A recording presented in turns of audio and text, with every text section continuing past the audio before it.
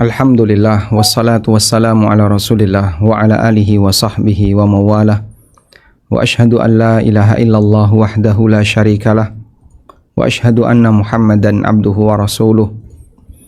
Salawatu rabbi wa salamu alaihi wa ala alihi wa ashabihi wa man sara ala nahjihi wa stanna bi sunnatihi ila yaumil qiyamah. Alhamdulillah, puji syukur kita haturkan kehadirat Allah Subhanahu wa taala. Di kesempatan sore hari ini Allah kumpulkan kita dalam kajian online yang insya Allah akan mengupas tentang hal penting dalam ibadah di bulan Ramadan. Kali ini kita akan mengupas tentang fikih prioritas Ramadan. Fikih prioritas Ramadan artinya adalah apa yang perlu untuk kita dahulukan, kita prioritaskan, kita berikan tekanan, terutama ketika kita berada di bulan Ramadan, agar jangan sampai kita salah penekanan amal. Sebab yang namanya amal terkadang ada waktu khusus yang telah ditetapkan oleh syariat, melebihi di waktu yang lain. Sebagai contoh misalnya ketika antara adzan dan iqamah, kita dianjurkan untuk melakukan sholat qobliyah atau sholat sunnah tahiyatul masjid. Sebagaimana pula kita juga dianjurkan untuk memperbanyak doa. Sehingga itu menjadi fikih prioritas, itu menjadi bagian dari prioritas untuk dikerjakan antara adzan dan iqamah. Demikian pula di waktu-waktu yang lain. Misalnya ketika adzan dikumandangkan. Amal yang paling prioritas ketika itu adalah menjawab adzan. Sehingga kalau ada orang membaca Quran, kemudian terdengar suara adzan dikumandangkan, maka yang terbaik bagi dia menghentikan sejenak bacaan Quran untuk menjawab adzan. Walaupun di luar kegiatan adzan atau di luar suasana mendengar adzan, membaca Quran lebih afdal dibandingkan zikir yang lain. Karena zikir membaca Quran adalah membaca kalamullah. Dan demikian seterusnya. Sehingga dari sinilah seorang muslim ketika dia tahu prioritas apa yang harus dia lakukan di momentum tertentu, di waktu tertentu, maka dia akan bisa melaksanakan amal sesuai dengan posisi yang tepat. Baik, sekarang kita akan lihat seperti apa berkaitan dengan masalah fikih prioritas Ramadan. Bapak Ibu yang dimuliakan Allah Subhanahu wa taala, amal yang disyariatkan dalam agama kita jumlahnya sangat banyak, sehingga menuntut kita untuk lebih cerdas dalam menentukan dan memilih amal yang terbaik agar bisa mendapatkan pahala yang lebih berlimpah. Dan disinilah arti penting dari memahami prioritas. Karena para ulama sejak masa silam, termasuk para sahabat, mereka banyak menggali bagian itu. Mereka mencari amal yang paling afdol, amal yang terbaik untuk mereka kerjakan. Banyak di antara mereka yang bertanya, "Ya Rasulullah, ayyul amali afdal?" Ya Rasulullah, amal apakah yang paling afdal? Pertanyaan ini datang dari berbagai sahabat. Ibnu Mas'ud pernah tanya seperti ini, Abu Hurairah pernah bertanya seperti ini, demikian pula sahabat-sahabat yang lain. Dan jawaban Nabi SAW berbeda-beda tergantung suasana penanya. Ada yang diberi jawaban A, ada yang diberi jawaban B yang berbeda. Kita lihat di sini. Di antaranya adalah riwayat dari Abu Hurairah radhiyallahu anhu. Beliau pernah menyebutkan, anna Rasulullah sallallahu alaihi wasallam su'il. Rasulullah SAW pernah ditanya, ayyul amali afdal? Amal apakah yang paling afdal? Faqala, lalu beliau bersabda, imanun billahi wa rasuli. Beriman kepada Allah dan Rasulnya. Qila thumma madza? Kemudian orang itu bertanya lagi, kemudian amal apa lagi? Qala al-jihadu fi sabilillah. Nabi SAW mengatakan jihad fi sabilillah. Thumma madza? Qala hajjun mabrur. Kemudian yang berikutnya adalah haji yang mabrur. Sehingga di sini Nabi SAW menjelaskan 3 prioritas amal ketika beliau ditanya oleh sahabat ini, dan beliau memberikan jawaban iman, jihad fi sabilillah, haji mabrur. Ternyata di kesempatan yang berbeda, Rasulullah SAW ketika ditanya oleh Ibnu Mas'ud, ayyul amali afdal? Amal apa yang paling afdal? Nabi SAW masih jawaban, as-salatu ala waqtiha. Thumma ayyu? thumma birrul walidain. Ketika beliau ditanya, apa amal yang paling afdal? Beliau menjawab, salat tepat waktu. Kemudian beliau ditanya lagi, lalu amal apa berikutnya? Kemudian beliau menjawab, birrul walidain, berbakti kepada orang tua. Kok berbeda antara ini dengan itu? Karena jawaban beliau menyesuaikan kondisi para sahabat. Sehingga orang ini perlu penekanan di bagian ini, orang ini perlu penekanan di bagian itu. Itulah yang melatar belakangi kenapa Nabi SAW memberikan jawaban yang berbeda. Dan dari sini kita bisa lihat bahwa para sahabat dan orang soleh di masa silam, mereka sangat perhatian dengan yang namanya prioritas amal. Karena ketika di momentum tertentu ada amalan tertentu, maka mengamalkan amalan itu di momentum tersebut akan mendapatkan nilai pahala yang lebih besar. Dan dalam Al-Quran, di sana juga ada bimbingan fikih prioritas. Beberapa ayat disebutkan oleh Allah Subhanahu wa taala, huwa khairun, itu lebih baik. Huwa khairul lakum, itu lebih baik bagi kalian. Kalimat khairun terkadang ada dua makna. Yang pertama adalah pilihan antara buruk dan baik. Dan yang kedua adalah pilihan antara baik dan lebih baik.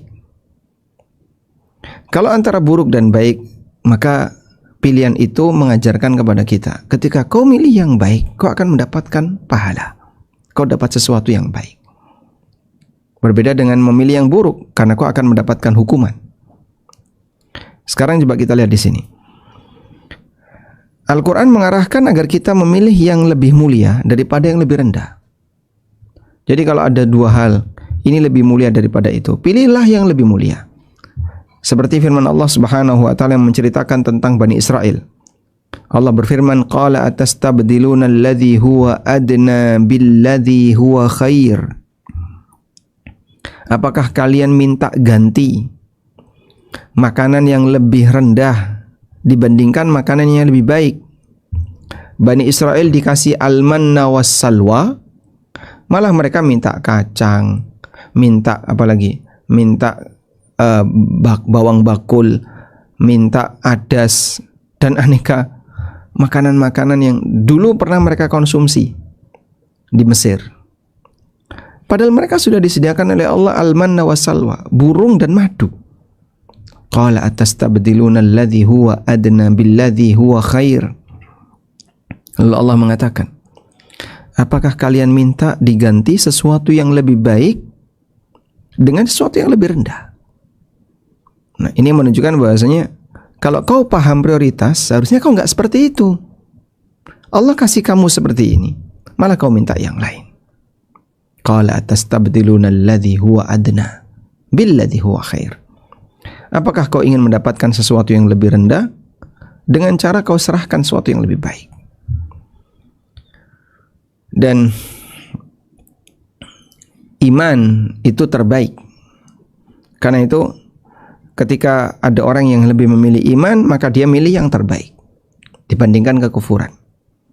Terkadang Allah Subhanahu wa taala membandingkan antara Tuhan A dengan Tuhan B, antara Tuhan yang disembah oleh orang musyrikin dengan Allah Subhanahu wa taala jalla jalaluh, untuk mengajarkan kepada manusia, coba gunakan akal sehatmu. Apakah Tuhan seperti inilah ya dia jadikan sebagai Tuhan? Baik. Yang kedua, Al-Quran juga mengajarkan tentang kondisi amal yang lebih baik. Contohnya dalam masalah sedekah. Nah, ini pilihan antara baik dan lebih baik.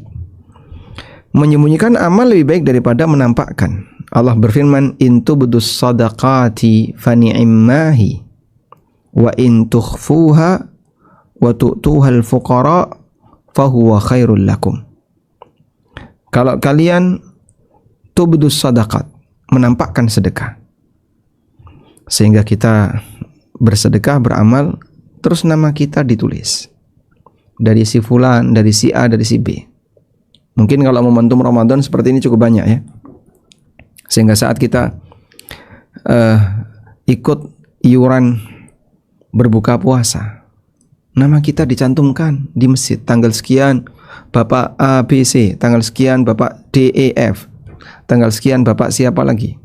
Ada nama kita di situ yang menyumbang untuk kegiatan iftar hari ini. Itu bentuk sedekah tifani imahi. Ketika kalian menempatkan sedekah, itu hal yang baik. Wa in tukhfuha wa tu'tuha al-fuqara fa huwa khairul lakum. Namun ketika kau menyembunyikan dan kau berikan kepada orang fakir, itu lebih baik bagi kalian. Sehingga di sini kita bisa lihat Allah Ta'ala mengajarkan tentang masalah prioritas. Yang ketiga, Allah Subhanahu wa Ta'ala menjelaskan tentang orang yang bisa rusak amalnya karena gara-gara dia melakukan kesalahan. Lalu Allah jelaskan, ini lebih baik daripada itu. Qaulun ma'rufun wa maghfiratun khairun min sadaqati yatba'uha adha. Ucapan yang baik, wa maghfirah, atau doa ampunan, itu lebih baik daripada sedekah yang diiringi dengan penghinaan. Orang mengeluarkan harta sebagai sedekah, diterima oleh orang lain, tapi dia hina. Nih, gue kasih, dasar peminta, miskin lo misalnya. Tapi diiringi dengan penghinaan. Dia ngasih, tapi diiringi dengan penghinaan. Kata Allah, lebih baik ucapan yang ma'ruf, doa. Saya mohon maaf, kali ini belum bisa ngasih. Semoga Allah Ta'ala mengampuni kita semuanya. Qaulun ma'ruf, ucapan ma'ruf, itu lebih baik daripada dia ngasih tapi sambil menghina. Karena bukan materi sebenarnya yang lebih penting, tapi bagaimana kau menyikapi orang lain. Baik, disitulah kita bisa lihat Allah Subhanahu wa Ta'ala mengajarkan kepada manusia, ambillah yang terbaik dalam aktivitasmu. Baik pilihan antara yang salah dan yang benar, atau pilihan antara yang baik dan yang lebih baik. Selanjutnya, di sana ada pilihan yang Allah tetapkan. Allah menciptakan makhluk dan dialah yang memilih makhluk sesuai yang dia kehendaki. Maka di sana ada tempat yang mulia melebihi dari tempat yang lain. Di sana ada waktu yang mulia melebihi kemuliaan waktu yang lain. Sebagaimana ada manusia mulia melebihi kemuliaan manusia yang lain. Allah berfirman, "Wa rabbuka yakhluqu ma yasha wa yakhtar." Rabbmu menciptakan apa saja yang dia kehendaki dan dia memilih apa saja yang dia kehendaki. Maka nalahumul khiyarah. Manusia tidak punya hak untuk memilih. Manusia tidak punya hak untuk memilih.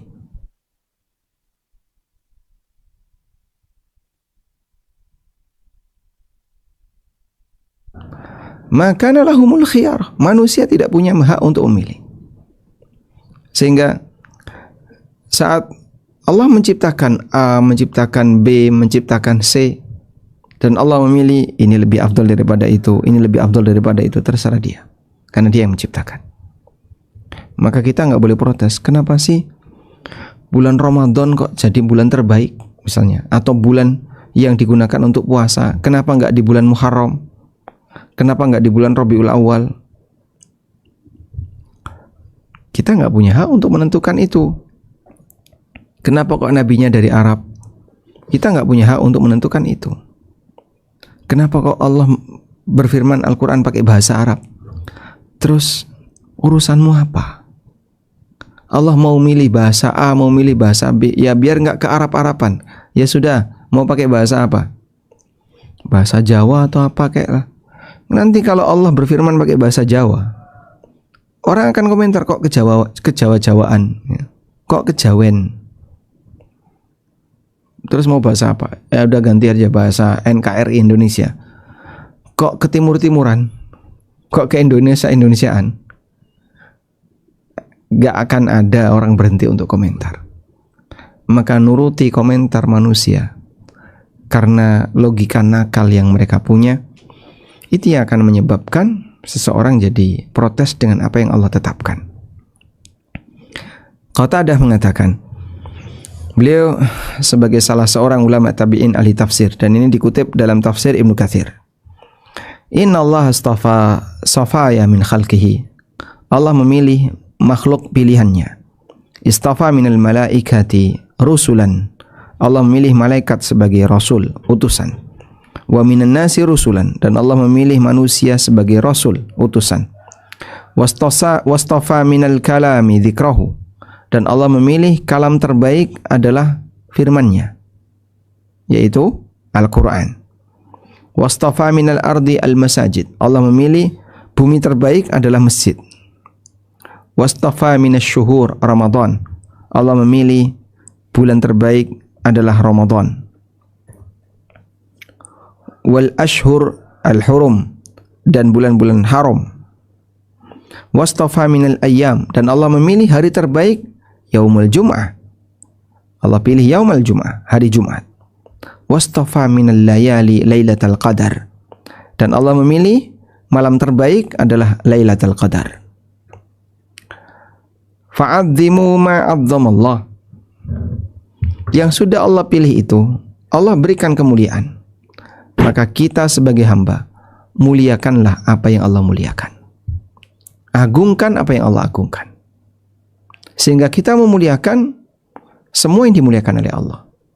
Kita memuliakan Masjidil Haram, kita memuliakan masjid, kita memuliakan para nabi, sebagaimana kita memuliakan hari Jumat, dan seterusnya. Karena ini adalah makhluk yang dimuliakan oleh Allah. Fa innama tu'azzimul umur bima 'azzamahu Allahu bihi inda ahlil fahmi wa ahlil aqli. Karena memuliakan apa yang Allah muliakan ini bagian dari tanda pemahaman seseorang dan sehatnya akal seseorang. Baik. Dari sini kita bisa lihat arti penting memuliakan apa yang Allah muliakan. Maka jangan sampai kita protes. Mungkin masih sering kita dengar ada orang bilang, kenapa sih harus pakai bahasa Arab? Lah kamu mau baca Quran pakai bahasa apa? Aku maunya pakai bahasa Indonesia, aku maunya pakai bahasa Inggris. Ya kalau yang kau baca dengan bahasa Indonesia atau bahasa Inggris itu terjemahannya, bukan Al-Qur'annya. Teks Qur'annya pakai bahasa Arab. Qur'anan Arabiyyan. Quran berbahasa Arab. Inna anzalnahu Qur'anan Arabiyyan. Sungguhnya kami turunkan kitab ini sebagai Quran yang berbahasa Arab. Nah, maka ikuti saja sebagaimana pilihan Allah. Selanjutnya, ketika di sana ada waktu yang istimewa, maka beribadalah sesuai waktunya. Ibnu Qayyim mengatakan, wallahu subhanahu la yukhassisu syai'an wa la yufaddiluhu wa yurajjihuhu illa lima'nan yaqtadi takhsisahu. Allah tidaklah mengkhususkan satu hal tertentu atau melebihkan hal tertentu atau menguatkan hal tertentu, merajihkan hal tertentu, kecuali karena makna, adanya makna atau latar belakang yaqtadi takhsisahu wa tafdilahu, yang menjadikan latar belakang, yang menjadi latar belakang Allah mengkhususkan dan mengistimewakannya. Jadi kenapa ini lebih mulia daripada itu? Pasti ini ada latar belakangnya, sehingga Allah mengistimewakannya. Naam, huwa mu'ti dzalikal murajjih wa wahibuhu. Betul, dialah zat yang memberikan faktor yang membuat ini lebih unggul. Wa wahibuhu, dan yang memberikan ini lebih unggul. Fa huwa alladzi khalaqahu, dia yang menciptakannya. Tsumma ikhtarahu ba'da khalqihi, dan dia yang memilihnya setelah Allah ciptakan. Wa rabbuka yakhluqu ma yasha'u wa yakhtar. Rabbmu menciptakan apa saja yang dia kehendaki, dan dia memilih apa saja yang dia kehendaki. Ibnu Qayyim juga mengatakan, inna afdalal ibadati, ibadah yang paling afdal adalah al-amalu ala mardati rabbi, beramal sesuai dengan ridha Allah.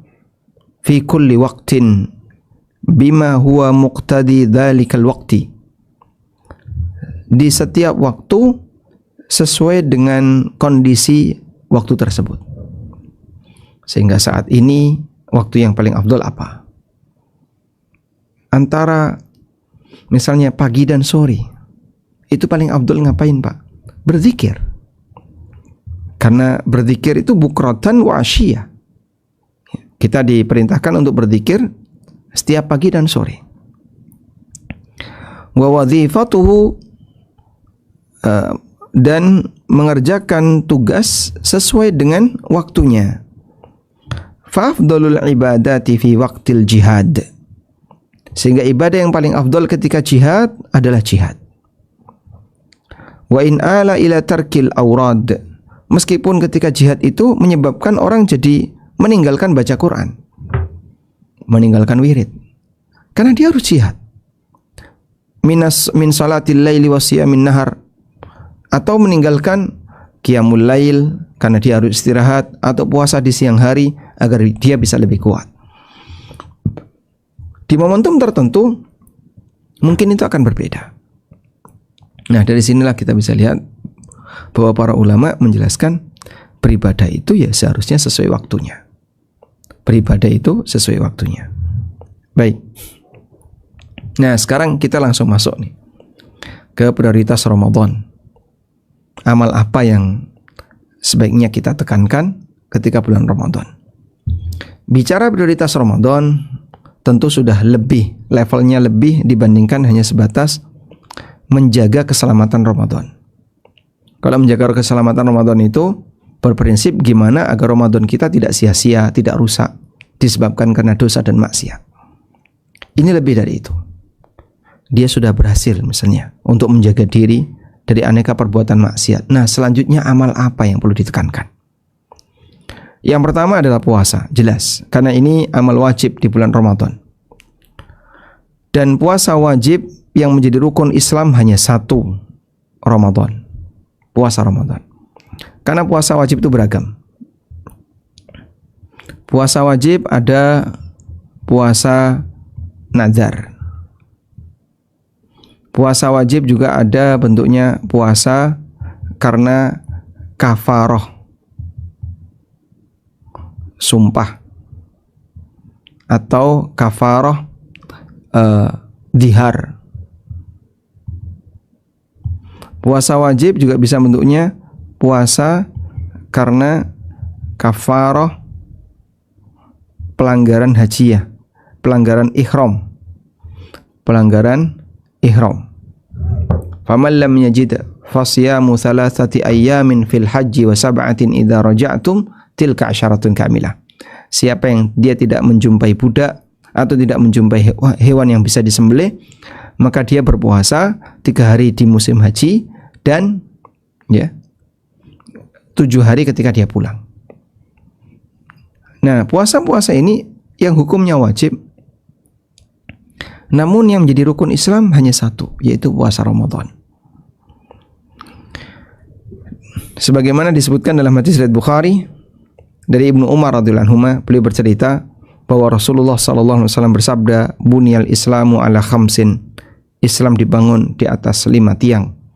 Kemudian beliau menyebutkan 5 rukun Islam, salah satunya adalah wasaumi Ramadan, puasa Ramadan.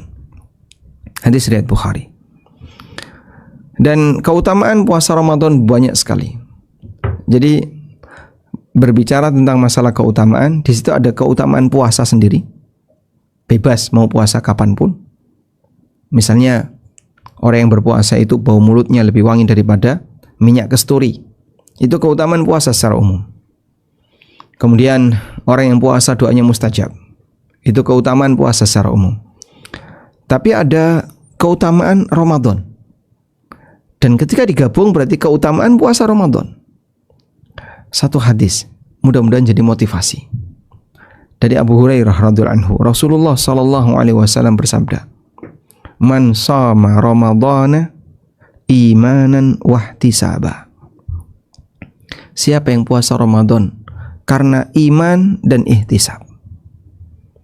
Puasa karena dorongan iman, artinya dia puasa Karena latar belakang ini adalah perintah Allah. Wahtisaban, puasa karena dorongan ihtisab, dia perhitungan dengan pahala. Ihtisab itu perhitungan pahala. Artinya jangan sampai ada yang hilang, sehingga dia lakukan dengan sungguh-sungguh, dia lakukan dengan serius, dia perhitungan jangan sampai pahala saya hilang. Ya ibarat pedagang itu kalau ihtisab, dia ngitung terus. Untung berapa ya? Modal berapa? Untung berapa? Kira-kira nutup nggak? Transportnya nutup nggak? Nanti harus ada biaya ini gimana operasionalnya? Dan seterusnya. Perhitungan banget. Bahkan bisa detail. Itulah ihtisab. Siapa yang puasa dan didasari oleh iman. Ada yang puasa tapi tidak didasari iman. Contohnya, dia puasa tapi karena ingin diet misalnya. Karena latar belakang kesehatan. Ghufira lahu ma taqaddama min dzambi, maka akan diampuni dosa-dosa yang telah lewat. Muttafaqun alaih, hadis riwayat Bukhari Muslim. Dan di sana ada ancaman tidak puasa. Nabi SAW menceritakan mimpi beliau. Tsumman tuliqa bi, kemudian kami melanjutkan perjalanan. Fa idza ana biqaumin mu'allaqina bi araqibihim. Ada orang yang dia terjungkir ditusuk araqibnya. Araqib berarti tendon yang ada di atas tumit. Bapak pegang tumit, nah naik dikit, itu ada araqib. Musyaqqaqatun asdaquhum. Pipinya sobek, mulutnya sobek. Asdaq itu rahang. Rahangnya sobek. Tasilu asdaquhum dama. Rahang yang sobek ini, pipi yang sobek ini mengalirkan darah. Qultu man haula. Aku bertanya, siapa mereka ini? Qala, jawab Nabi SAW, alladzina yuftiruna qabla tahillati siyamihim. Qabla tahillati siyamihim. Mereka yang sudah berbuka sebelum waktunya berbuka. Berarti paginya dia puasa, tapi belum maghrib dia batalin. Bagaimana dengan orang yang sudah nggak punya niat puasa sama sekali dari awal? Lebih parah daripada ini. Dan hadis ini sahih riwayat An-Nasa'i, Ibnu Hibban dan yang lainnya, yang menunjukkan ancaman besar dan dosa besar bagi orang yang tidak mau berpuasa. Baik. Selanjutnya, bagi musafir, lebih baik puasa atau batal? Ulama memberikan rincian. Yang pertama, apabila puasa sangat memberatkan dan bahkan mengancam keselamatan dirinya, maka tidak puasa dalam hal ini hukumnya wajib. Tidak puasa hukumnya wajib. Jadi misalnya dia melakukan safar yang harus melintasi cuaca panas, terus apa lagi? Kemudian penuh dengan tantangan. Kalau dia puasa, itu bisa mengancam keselamatan dirinya. Maka dalam hal ini, dia wajib tidak puasa. Nabi SAW pernah menyebut orang yang puasa ketika safar dan menyebabkan mereka itu jadi lemah, padahal sudah disuruh untuk berbuka. Beliau sebut sebagai tukang maksiat. Coba kita lihat di sini. Dari Jabir bin Abdullah radhiyallahu anhu bahwa Rasulullah SAW kharaja amal fathi. Beliau berangkat ketika tahun Fathu Mekah.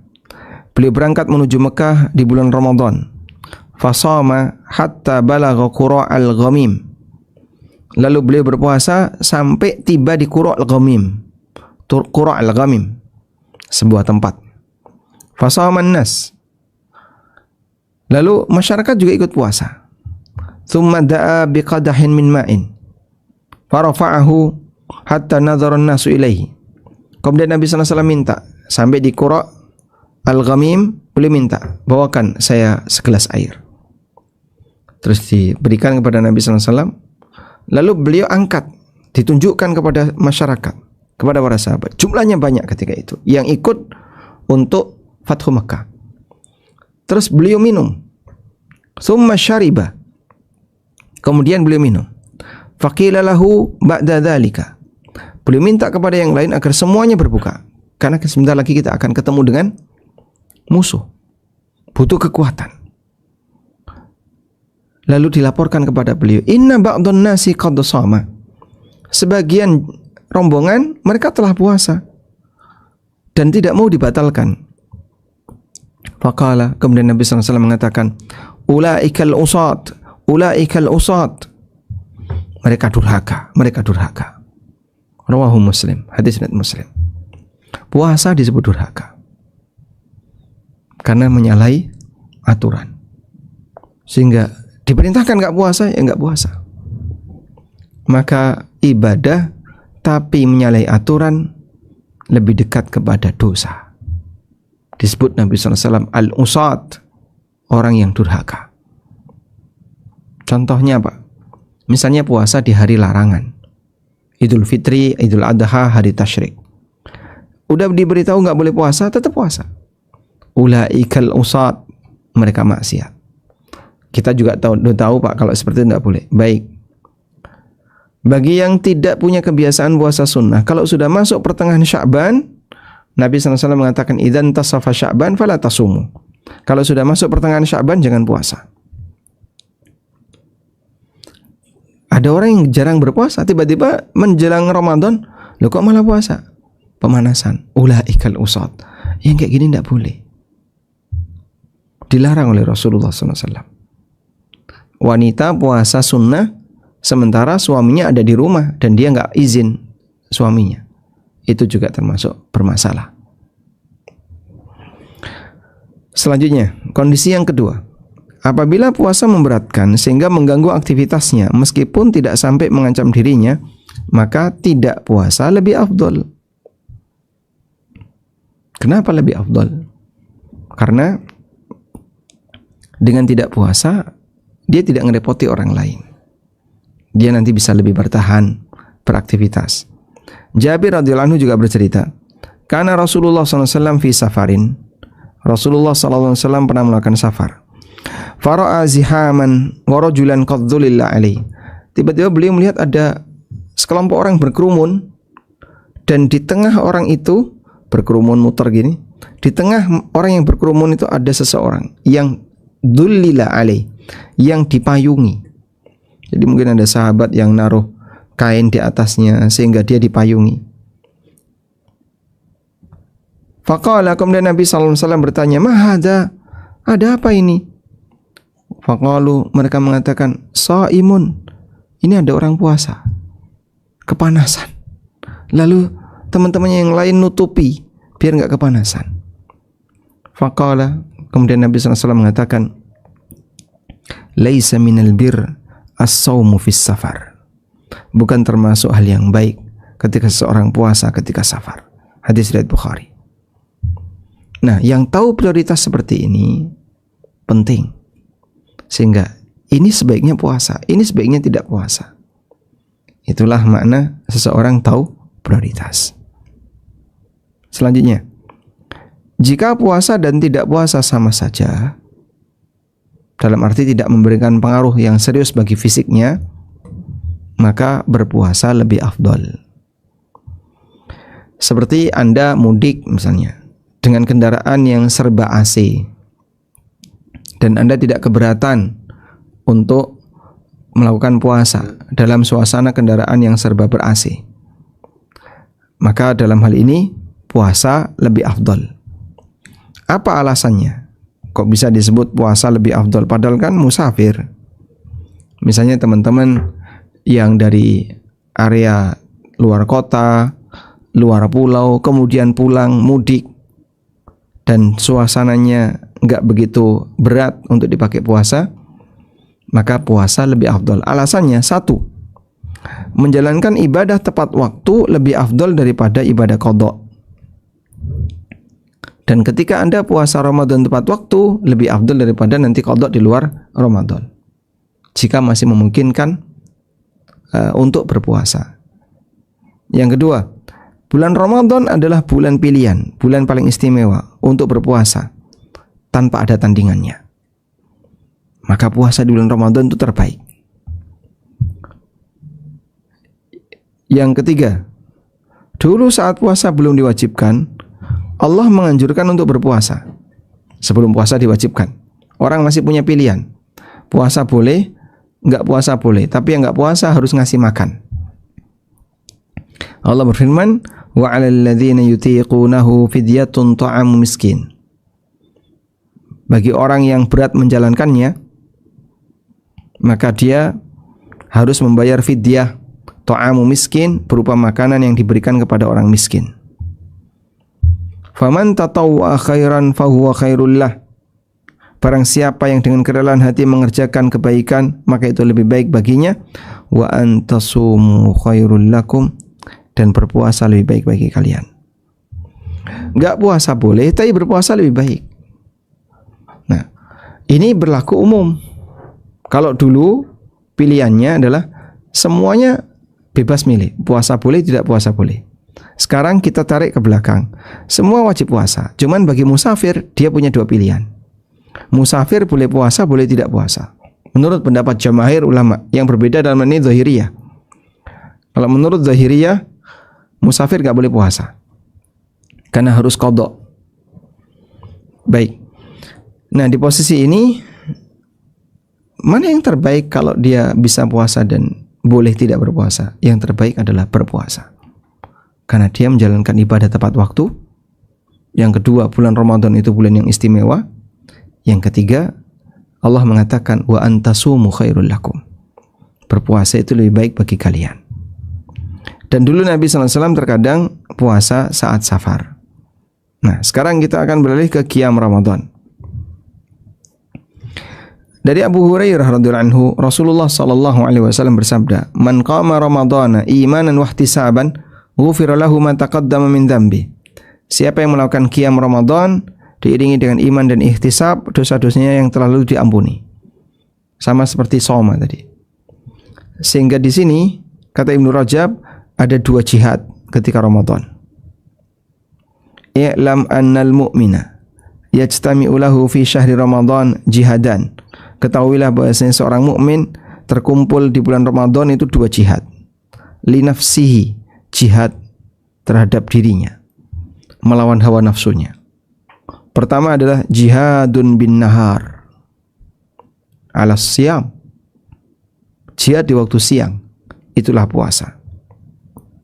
Yang kedua, wa jihadun bil lail, jihad di waktu malam, alal qiyam, itulah qiyamul lail.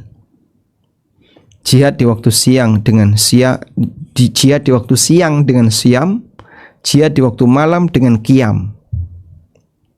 Ada siam, ada qiyam. Ini adalah jihad di waktu siang, dan ini adalah jihad di waktu malam. Faman jama'a baina hadain, siapa yang menggabungkan dua jihad ini, faman jama'a baina hadainil jihadain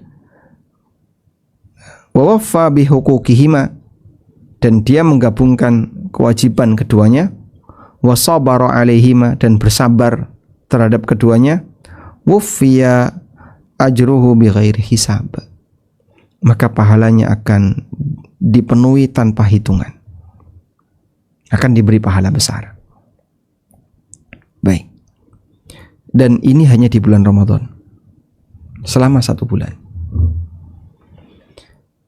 Nah, ini menunjukkan bahwasanya ketika Ramadan, kalau waktu malam gunakan untuk qiyamul lail dengan cara sholat atau baca Quran atau yang lainnya. Selanjutnya adalah tadarus Quran.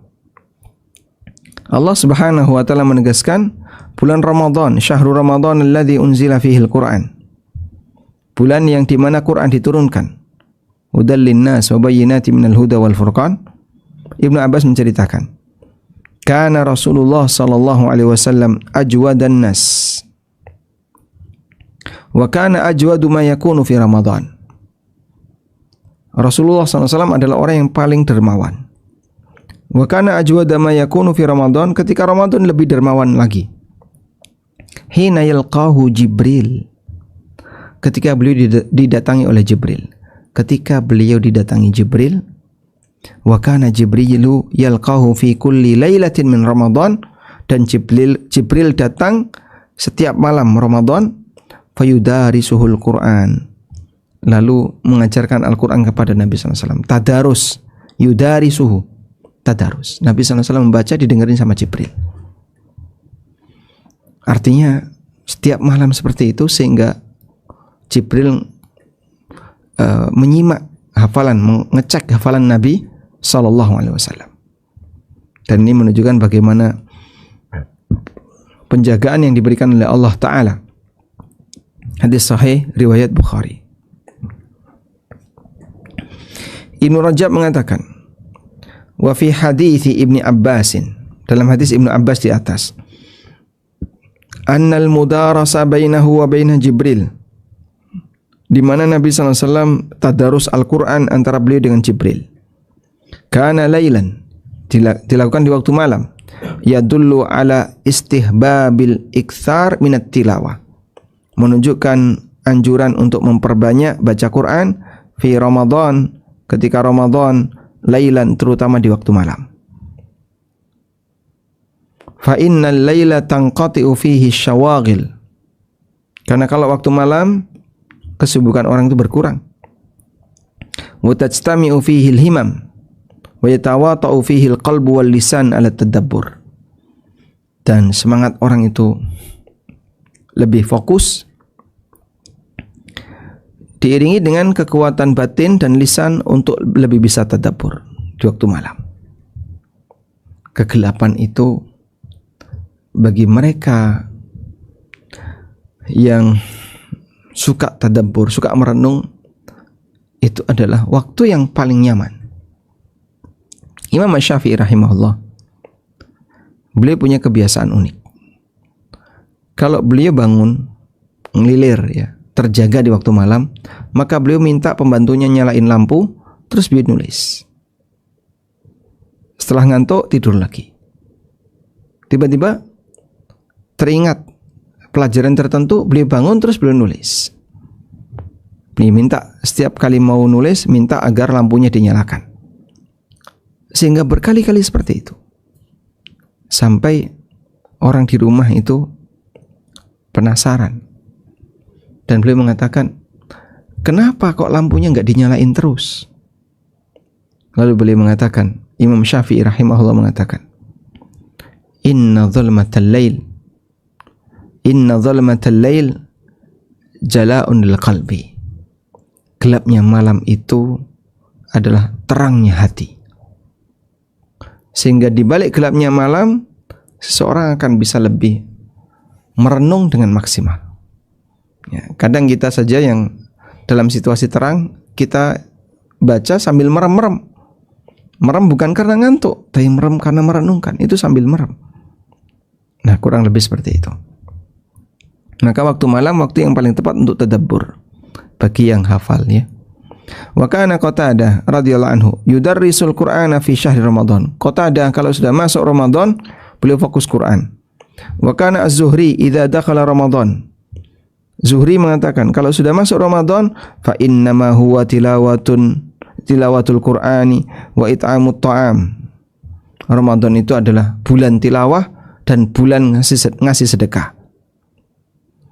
Wa qala Ibnu Abdul Hakam, kana Malikun idza dakhala Ramadan yafirru min qiraatil hadits.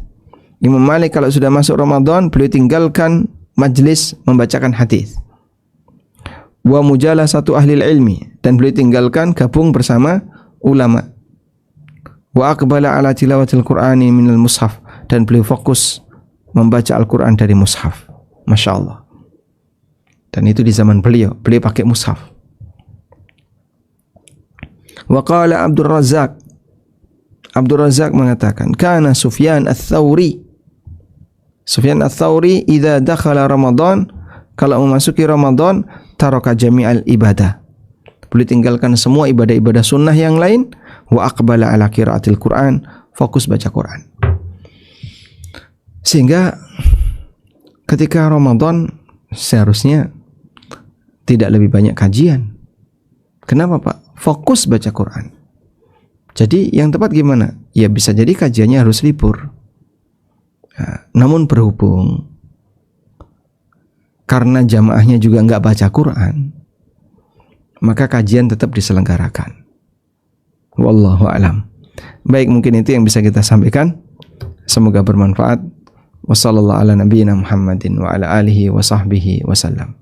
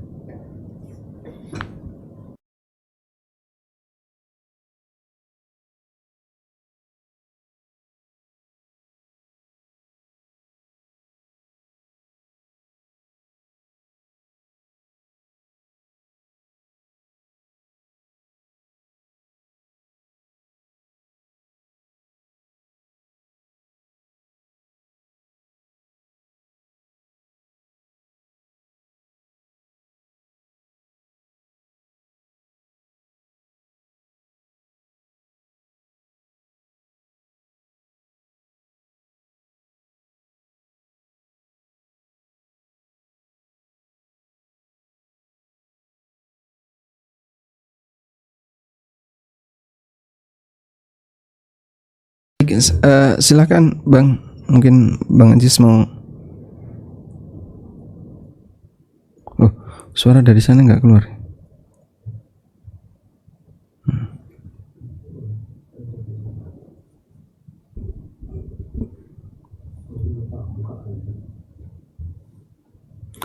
Coba diulangi lagi.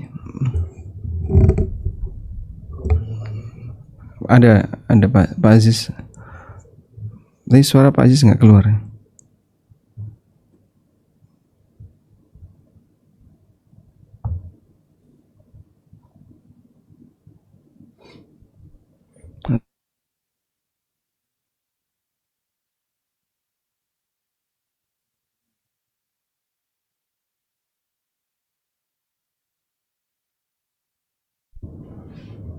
Coba diulangi Pak. Suara saya ya Ustaz.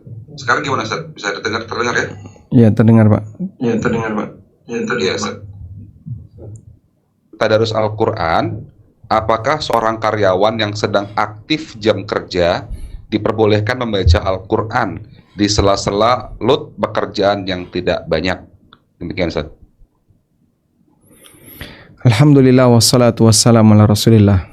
Bagi karyawan yang sedang berada di jam kerja, bolehkah dia membaca Al-Quran ketika Ramadan dalam rangka untuk tadarus di kondisi load kerjaan yang tidak banyak? Kata kuncinya dalam hal ini adalah selama tidak mengganggu jam kerja, satu. Yang kedua, dan dia dalam posisi siaga kerja, sehingga kalau dia berada di kantor, pekerjaan yang menjadi tanggung jawab dia bisa selesai selama 3 jam, sehingga dia masuk dari mulai jam 8 misalnya sampai jam 11 sudah selesai, sampai duhur sudah selesai semua. Setelah sudah selesai, ya dia kosong. Cuman dalam hal ini dia tidak boleh pulang karena harus dalam kondisi siaga kerja. Boleh nggak di waktu kosongnya tadi dia gunakan untuk baca Quran? Insya Allah tidak masalah selama tidak dilarang dalam peraturan perusahaan. Kalau perusahaan melarang, ya tidak boleh. Tapi kalau perusahaan tidak melarang, maka Anda diperbolehkan menggunakan waktu kosong tadi untuk belajar atau untuk membaca Al-Quran. Nah, sehingga tetap siaga, tidak kemudian udah kosong nih terus ke masjid, padahal ke masjidnya mungkin agak jauh, sehingga dia lebih banyak duduk di masjid baca Quran. Nanti kalau sewaktu-waktu ada tugas, orangnya nggak ada. Tidak demikian, tapi dia tetap di posisi siaga kerja, dan apa yang dia lakukan dalam hal ini tidak mengganggu aktivitas pekerjaannya. Wallahu a'lam. Nah Ustaz, barakallahu fikum. Baik, pertanyaan berikutnya ini sedikit keluar dari tema, Ustadz. Izin bertanya, Ustadz. Alhamdulillah, Ana masih punya orang tua yang lengkap, ayah dan ibu. Namun, Ana tinggal di Jawa, sementara kedua orang tua tinggal di Sumatera. Bagaimana cara berbakti kepada ayah dan ibu dengan kondisi berjauhan seperti ini? Jazakallah khairan. Standar berbakti itu dikembalikan kepada urf. Perintah Al-Quran sifatnya umum. Wabil walidaini ihsana. Berbuat baiklah kamu kepada kedua orang tuamu. Dan di antara bentuk berbuat baik itu adalah mendoakan. Wa qur rabbirhamhuma kama rabbayani shaghira. Ucapkanlah rabbirhamhuma kama rabbayani shaghira. Lalu bagaimana kalau berjauhan? Ya tentu saja standar berbakti jauh dan dekat itu berbeda. Andai kan orang tua Anda berada di samping rumah, tapi Anda tidak pernah menjenguk kecuali setahun sekali misalnya, maka orang akan mengatakan, ini anak yang durhaka. Masa orang tua di sampingnya, atau satu kampung dengan dia, tapi dia tidak pernah menjenguk orang tuanya kecuali setahun sekali. Ini jelas pelanggaran. Oleh karena itu dalam hal ini, bolehkah seorang yang berjauhan dengan orang tuanya, dia mengunjungi orang tuanya setahun sekali? Ya, tergantung pada kondisi masing-masing daerah. Kalau jarak safar yang masih cukup dekat, misalnya hanya ditempuh selama 5 jam, 6 jam, barangkali kalau setahun sekali orang tua akan kecewa. Tapi kalau ditempuh selama 10 jam atau belasan jam, berat sekali untuk bisa ke sana. Ya mungkin setahun sekali orang tua akan toleransi. Apalagi di zaman sekarang, anak bisa menjalin hubungan dengan orang tua melalui telepon atau bahkan video call, sehingga bisa sama-sama saling lihat wajahnya. Wallahu a'lam. Nah, Ustaz, barakallahu fikum. Selanjutnya ada raise hand dari teman-teman di meeting room, silakan yang bertanya. Langsung dibuka mic-nya, dan video juga boleh, video dibuka. Assalamualaikum warahmatullahi wabarakatuh. Waalaikumsalam warahmatullahi wabarakatuh. Bismillah, Ustadz, Ana mau bertanya. Ini kan istri sedang masih menyusui ya, dan di tahun kemarin juga puasanya juga tidak berpuasa juga karena masih menyusui. Di tahun ini juga sedang menyusui. Itu bagaimana Ustadz hukumnya, berpuasa atau tidak, atau seperti apa Ustadz? Itu aja pertanyaannya. Jazakallahu khair. Menyusui yang boleh tidak berpuasa itu jika ada alasan, yaitu khawatir terhadap kesehatan bayi. Jadi misalnya, kalau ini saya tinggal puasa, bayi ini masih kuat karena sudah ada MPASI. Walaupun mungkin nanti ASInya nggak keluar di jam tertentu, jam 3 sudah nggak keluar Pak ASInya Pak, tapi sebelum itu masih keluar, dan anak ini sudah dapat tambahan makanan pendukung ASI atau pakai susu formula misalnya, yang bayi itu juga biasa pakai susu formula tambahan, insya Allah tidak masalah, sehingga tidak perlu untuk meninggalkan puasa karena yang bersangkutan bisa berpuasa. Jangan karena yang penting kan menyusui, ya menyusui, tapi kalau tidak ada kekhawatiran apapun meninggalkan puasa, Anda bisa jadi masuk kategori meninggalkan kewajiban. Maka wanita ini sebaiknya kalau bayinya sudah bisa diberi MPASI, kemudian bisa ditinggal untuk puasa karena sudah gede, misalnya di umur setahun lebih, maka sebaiknya ibunya berpuasa. Wallahu alam. Tapi beda dengan yang ASI eksklusif ya, di usia 6 bulan ke bawah, di mana bayi ini tidak punya asupan nutrisi selain ASI dari ibunya, dikasih yang lain belum waktunya, maka ketika ibunya puasa mungkin akan beresiko bagi bayi. Sebaiknya seperti ini, ibunya tidak berpuasa dan nanti dia qadha di luar Ramadan. Wallahu a'lam. Nah, Ustaz, jazakumullah khairan. Baik, berikutnya Kang Deddy Mursalin, silakan Kang. Assalamualaikum warahmatullahi wabarakatuh. Waalaikumsalam warahmatullahi wabarakatuh. Ada izin 2 pertanyaan Ustadz. Yang pertama, apakah untuk itikaf kita bisa lakukan di musola ataupun ya tempat-tempat tertentu yang dianggap tempat sholat? Yang kedua, untuk kita yang bekerja Ustadz ya, kemungkinan berat untuk melakukan itikaf karena ya dalam fisik kita yang mungkin nggak akan kuat untuk kerja besoknya lagi. Itu sebaiknya apa yang terbaik Ustadz, yang sepadan penggantinya agar ya kita bisa mengisi walaupun kita bekerja, mungkin malamnya tidak banyak waktu untuk beritikaf, tapi kira-kira amalan apa yang baik kita lakukan untuk sebagai penggantinya Ustadz? Terima kasih Ustadz. Jazakallahu khair. Barakallahu fiik. Barangkali saya bicara untuk konteks bapak-bapak yang kerja di job site, yang Anda di situ ada komplek untuk sholat, ada tempat sholat khusus, musola, bahkan masjid itu dipakai untuk Jumatan, seperti di offshore atau di mana misalnya di tengah hutan atau di pemukiman masyarakat, lalu ada job site. Wallahu alam. Pertama dalam hal ini, bolehkah masjid itu dipakai untuk i'tikaf? Yang lebih tepat boleh. Karena masjid itu ada 2. Ada masjid jami' dan ada masjid jamaah. Satu lagi, masjid rumah. Masjid jami' adalah yang dipakai Jumatan. Masjid jamaah yang tidak dipakai Jumatan. Masjid jamaah ini contohnya musola di tempat kita. Masjid rumah itu berarti musola pribadi. Dan dulu sebagian sahabat punya musola pribadi. Baik. Dan yang boleh dipakai itikaf 1 dan 2. Maka Anda bisa itikaf di masjid jami' atau masjid jamaah.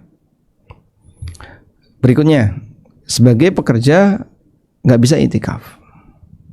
Karena nanti kalau itikaf kerjanya ngantuk, nggak kuat. Apa yang harus dilakukan? Mungkin perlu bertanya dulu. Kira-kira Anda butuh waktu berapa jam minimal untuk bisa tidur lelap yang dibutuhkan agar kerja tidak ngantuk? Saya 5 jam cukup Pak. Baik, kalau 5 jam cukup, berarti nanti Anda tidur malam 5 jam. Nah terus gimana kalau mau itikaf? Misalnya kita masih memperjuangkan untuk itikaf ya. Itikaf itu tidak harus melek. Boleh itikaf dan ada momentum tidur ketika itikaf. Ada waktu tidur. Sehingga di dalam masjid tapi dia tidur. Yang penting di dalam masjid. Karena yang membedakan antara yang berdiam di masjid dengan tujuan iktikaf dan yang tidak iktikaf adalah niat. Saat Anda berniat, saya masuk habis maghrib misalnya untuk iktikaf. Terus dari maghrib sampai jam 11 malam Anda tidur. Anda sampai jam 11 malam terus tidur. Dari maghrib sampai jam 11 ibadah, kemudian tidur sampai jam 3, terus sholat misalnya. Berarti mungkin Anda masih bisa dapat berapa jam itu? 5 jam. Dari mulai jam 11 sampai jam 3. Nah, di kondisi inilah seorang muslim sebenarnya masih bisa itikaf dengan kerja. Sehingga dia tidur di masjid ketika dia ngantuk nggak kuat karena besok dipakai kerja, insya Allah bisa. Tapi kalau sama sekali nggak bisa Pak, malam kita juga siaga Pak, sehingga malam harus ngantor.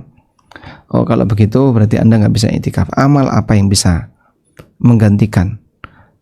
Wallahu alam, kami tidak mengetahui. Tapi Anda bisa kerjakan amal apapun yang bisa mengisi waktu malam untuk ibadah, dengan baca Quran atau zikir atau apapun. Jadi dremimil zikir nggak pedot, dremimil zikir tidak putus. Komat kamil zikir terus. Kalau berhenti baca Quran dengan membuka HP atau mushaf. Alhamdulillah dengan cara demikian nanti waktunya bisa lebih efektif untuk beribadah semampunya. Wallahu a'lam. Nah Ustaz, jazakumullah khairan. Mungkin kita batasi 2 pertanyaan lagi Ustaz. Ini ada masuk pertanyaan. Assalamualaikum warahmatullahi wabarakatuh Ustaz. Waalaikumsalam warahmatullahi wabarakatuh. Untuk perempuan, apakah sebaiknya itikaf di masjid atau ibadah di rumah saja? Jazakallah khairan. Kalau bicara terbaik, wanita yang terbaik di rumah, sehingga beliau tidak ikut kegiatan iktikaf. Walaupun bolehkah wanita iktikaf? Boleh. Karena dulu ummahatul mukminin mereka iktikaf bersama Rasulullah sallallahu alaihi wasallam. Hanya saja disyaratkan kalau wanita mau iktikaf tidak ganggu yang laki-laki, sehingga dia berada di tempat yang aman, kemudian tidak menarik perhatian. Jangan sampai ketika iktikaf aromanya malah mempengaruhi yang ada di soft depan. Wah, kok wangi kayak gini, nih siapa? Ternyata ibu-ibu di belakang. Ada yang aromanya wangi sampai ke depan. Atau misalnya masjidnya terlalu terbuka sehingga kalau ibu-ibu tidur kelihatan. Nah, dalam situasi ini kami sarankan sebaiknya di rumah saja, daripada justru akan menjadi sumber fitnah. Bukannya pahala yang didapat, bisa jadi malah sumber dosa yang didapat. Wallahu a'lam. Nah Ustaz, barakallahu fikum. Ini pertanyaan terakhir Ustaz.